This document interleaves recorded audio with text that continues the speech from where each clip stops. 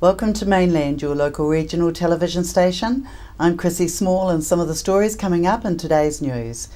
Car burnouts no fun for victims. Museum exhibits blow away winter blues. Town Crier keeps residents informed on issues and more. Nelson Hospice is at the coalface of palliative care for Nelson people, and there is a plan for a change in the organisation's direction. So Tania Omar went to find out why. Franz, we're meeting here at the Manuka Street Nelson Tasman Hospice, and everyone kind of knows where it is. Is this where we're always going to be?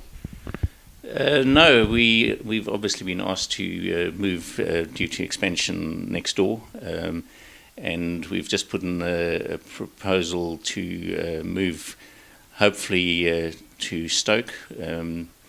We haven't had any final decisions. We've had a final decision on it from where we'd like to go, but we're still negotiating with the owner of a piece of land out in Stoke. So 2.5 years from now, hopefully we'll be in a new building, which is really exciting and a great opportunity for us.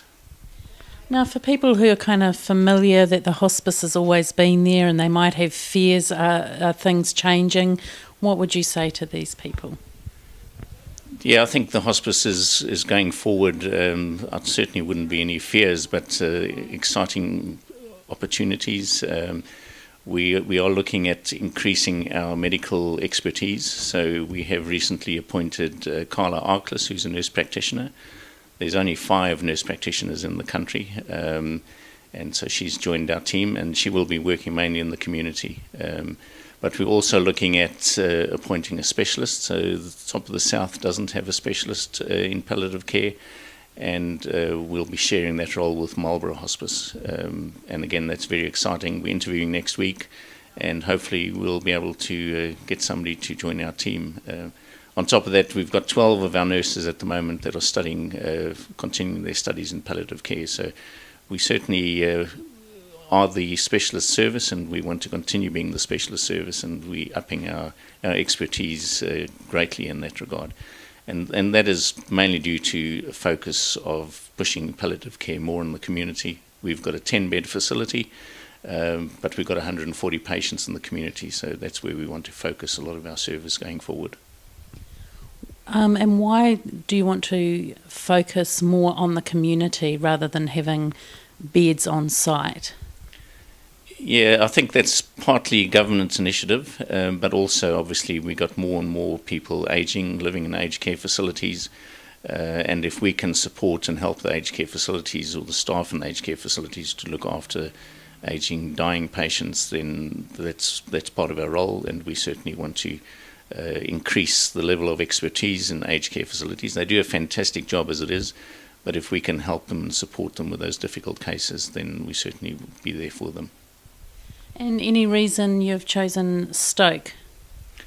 Yeah, Stoke, we've had a look at a number of regions, and obviously Stoke, there's a lot of aged care facilities in and around Stoke. The growth population-wise is heading more towards Richmond, Stoke. A lot of our staff live out there, a lot of our volunteers live out there, so going out further would have an impact on staff and volunteers. And we don't want to move too far out because we've got the hospital as well that we need to be relatively close to. So yes, Stoke is ideal spot really. And so your goal is to be there in 2.5 years. Are you going to have to raise any money to make this move? Yeah, we do have some reserve funds available, so we can start straight away. However, it's going to cost us a fair amount of money. We estimate between 8 and 14 million, depending on whether we get a Rolls Royce or whether we have to scale back and get maybe a VW without the emissions. Yeah, we will have to raise some money, and our funding trust has just appointed Paul McIntyre, ex-editor of the Nelson Mail, to head up our fundraising team. So he's only started in the job formally as of last week, so it's lots of work ahead, and he's got big targets to work towards. So it'll be challenging. So you said between 8 to 40 or 14? 14. So between $8 to $14 million, you're the CEO and you're looking quite relaxed in your disposition. What's the key to this? Well, the community has always been fantastic towards the hospice, and we believe that the community will assist us in achieving those goals. We probably need a 2 to 3 year fundraising program, and not only the community as far as the fundraising, but also those people that will help us build the hospice, I'm sure will be very generous with their time and with their money. So I'm sure the community will be right behind us. They always have been for a long, long time, and they'll continue to be there. No need to get the winter blues. Nelson Museum is turning on some stimulating exhibitions which will enliven some local history as well as the winter months. Some of the exhibitions will include interactive activities. Chief Executive of Nelson Provincial Museum, Lucinda Blakely-Jimson, said that the museum is heading towards more interactive displays and spoke with us about what's coming up in Nelson Museum. We're really excited about our winter season that we've got coming up. So our winter season, it's all about telling Nelson stories, telling those local histories in a new and exciting way. So we've got some really cool things coming up. So as a local, is it just I'm going to see the same old, or what am I going to see? No, so most of our top floor is going to be changing very soon. Behind me you'll see the Victory Medal exhibition by Helen Poll, amazing artwork, and this is the last week to see it before it's crated up and going over on its journey to Europe.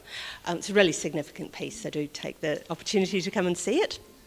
The Nelson Mail exhibition, celebrating its 150th, is also going to be closing this weekend. So those are both last chance to see and come along and have a look. They're great. So what am I going to see after these exhibitions? Okay, so opening this Friday, we've got a display about Matariki, which is celebrating the Māori New Year, which we're really excited about. And there's going to be some lovely activities that kids can do as well to celebrate Matariki, to make their own origami stars, and to share some of their thoughts about Matariki with everyone else, with our visitors.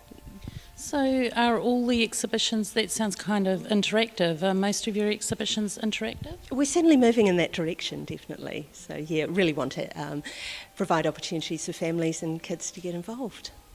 With the Matariki exhibition, do you get any advice from local iwi, or how do you go about it? Yeah, definitely. So we're very lucky to have the Te Tai Ao Committee, who are our guiding body made up of the 6 mana whenua iwi, and they're fantastic in terms of providing advice and guidance for us. I've heard there's going to be an exhibition on the Mangatapu murders.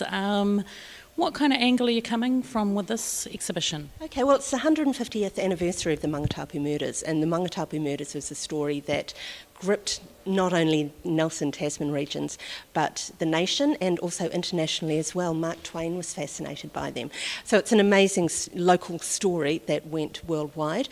We're doing 2 different types of exhibition with it. The first part is to commemorate the 150th anniversary of the slayings, and that's going to be opening, I think, on the 24th of June, and it's going to be very dramatic, very low lit, very emotive, and we're going to have some quite cool multimedia pieces in there as well that have been produced by really talented staff. So that's going to be really exciting. And then following up from that, the exhibition will expand with part 2, Retribution, which will all be all about the trials and the extraordinary things that went on during that period. So yeah, it's going to be really cool. And you've also got something coming up about the early settlers ships. Yes. The artist Sue Hayden is going to be opening the exhibition Memorial to Misadventure on the 7th of July. And that tells the story of her emotional response to the Lloyd's voyage. And the Lloyd's voyage was one of the earliest settler ships that came over from England. It was a really tragic tale. The wives and children of some of those first Pākehā settlers were on that ship. there were terrible things went wrong. I think around 65 children died during that voyage. The doctor on the ship wasn't properly qualified. There was no proper medical care. Women were abused during that voyage. So it's really significant. But on the positive side, there are still a lot of descendants from the survivors of that voyage, and here in Nelson, and Sue's worked with those families to remember their ancestors. So it's going to be a really powerful, moving piece. So really for winter, it's about us telling those Nelson stories in new and exciting and unusual ways, and providing that connection to our ancestors. You mentioned the artist will be opening the exhibition. What will that entail? Yes, so it's going to be... Sue will be installing the exhibition here. It'll be 2 rooms. I don't want to talk exactly about what's going to be in it, but it's going to be really very moving and really significant in terms of those families. So will the public be able to talk with her and ask questions? Yeah, definitely. So she is going to be able to take some talks through. She's got a couple of groups booked in already. So if there are groups who are interested in having a special artist tour with her, let us know. Get in touch, and we'll share it up for you. So, speaking about talking, you've also got some talks coming up, or a talk coming up over this next exhibition cycle. Yes, definitely. So we've got a fantastic talk, The Mad, the Bad and the Bawdy, which is a little bit of an unusual look at Nelson's underbelly, and another look at our sort of seedy local history. Some fascinating stuff there, and some really amusing stories that you don't often hear about. So one of our collection technicians, Jessie Bray-Sharpen, ran that talk as part of our 175th birthday celebrations. It's been so popular that we've picked it up and are running it every Thursday in June, and starting from this Thursday at 4:30pm. It's free, so come along. Stolen vehicles being set alight seems to be a trend on the rise amongst car thieves in the region. In the last 5 days, you have seen as many stolen cars set on fire after being taken for joyrides around Nelson.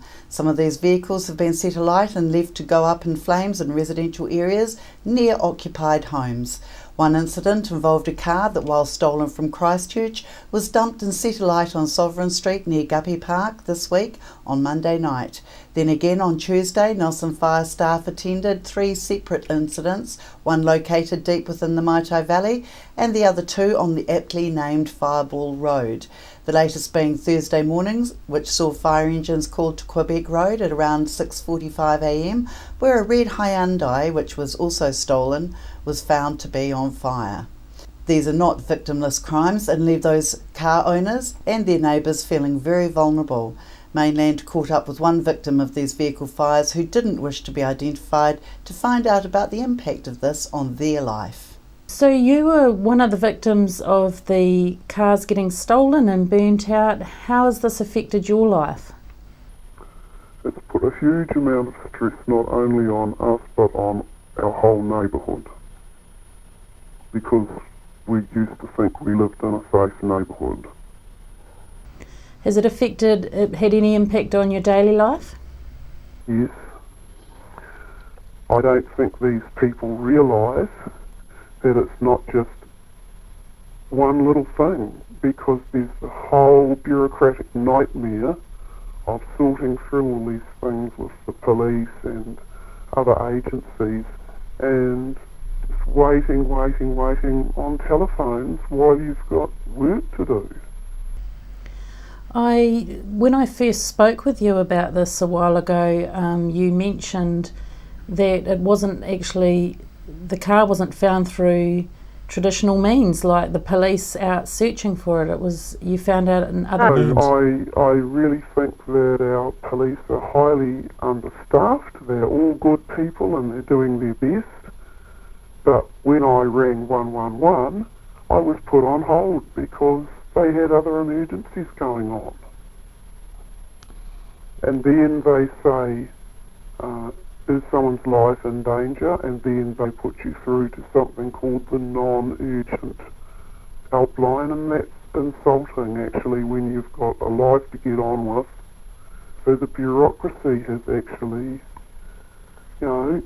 made it even worse. What's the next step for you? The next step for me is to wait just wait. And I hope that the police find these people, and if they do, I would ask them if they would think about how they would feel if someone did that to them, to their parent, to their grandparent, I know there's people with children who can't take their children to school, because they have no vehicle. It just totally messes people's lives up. And I would like to say to these young people, you've obviously got huge amounts of energy, stop using it in destructive ways and start doing something constructive, because you must have something better to offer society than this. Well, thank you They for your... obviously love adventure, but surely they can find adventure that doesn't hurt people. Well, thank you for your time, and we're sorry the impact that this has had on you, and like you said, not only you, but your actual whole neighbourhood. That's right. Have you had any neighbours say what they're going to do since there is people prowling around? Well, everyone's talking about, having to put in security alarms and security lights and maybe getting dogs and, even people saying, perhaps I should have a gun, or perhaps I should put a whole lot of bits of wood with nails on, because people get angry. And if the police aren't readily available, people start thinking of vigilante ways of trying to sort this, and that's not going to be good for anybody. Thank you so much for your time. Thank you, Tanya. Nelson Police Senior Sergeant Stu Wright would like anyone with information around these incidents to contact Nelson Police or to phone Crime Stoppers anonymously. Steve Cross is a member of the Nelson Residents Association and editor of the new publication, The Town Crier. Local personality Graham O'Brien caught up with Steve outside the association's headquarters in the Farmers Arcade to find out more about what the Town Crier is about and why he is putting his time and money into the newsletter. Steve, can you tell us a bit about the Town Crier? Oh, well, we've just started this is the Nelson Residents Association, we've just started a newsletter to try and cover off issues but let people know what we're up to as well. So we're trying to get a bit higher profile in the area and communicate more with people who are interested in local affairs. And what made you put all your efforts into actually doing it? Oh, I think, Graham, it was a bit of a sense of frustration that our media now isn't really covering local affairs very well. I think there's been cutbacks at the Mail and things like that where we're not actually seeing a real open discussion of a lot of the issues that are quite important to Nelson. And so we're trying to get another vehicle going, and that's what motivates me. Is there are some very big issues around, and I think it's important to get that out. We do get live Nelson, but it's a very much a PR exercise by council rather than a medium for letting us really know what's going on. Sure, and is this to do with the election, or is it just the timing of it? Oh, I think it's timely for us to be starting to get the issues out there and letting people know what's going on. So, and certainly I'd like to see people very informed when they go into voting this year. So, there are some big issues like the level of debt that is being built up for Nelson, and that's never been debated anywhere. So, I think that we do need to start getting those out there, that message out there somehow. And just giving all that information to the people? Yeah, so, people can go into the election knowing what are the key issues and where people stand on them. And, do you really think there's enough content to keep this sort of newsletter going with council? I think it's like, it's a bit like a gold mine, Graham. There's a never-ending supply. It seems to be like the more you dig and look into things, the more things there are. And so I'm not seeing any shortage of content for quite some time. Pamphlet deliverers really don't get paid enough when you consider some of the conditions they have to be out in to fulfil their job description. One local Golden Bay woman found this out after having to be flown to Hutt Hospital for plastic surgery to her leg after being badly bitten by a dog in the Takaka township. The injured woman had been out doing her delivery when the attack happened around 2:45 p.m. Tuesday afternoon. According to police, the woman had seen someone she knew who had had a dog with them while she was out walking doing her letterbox delivery. Tasman District Animal Control Officer is currently investigating. The grand final of the NPD Tasman Trophy on the long weekend was a great advertisement for club rugby within the region. Nelson stepped up and played well in the grand final on Queen's Birthday Monday, showing that this was club rugby at its best with a test match intensity.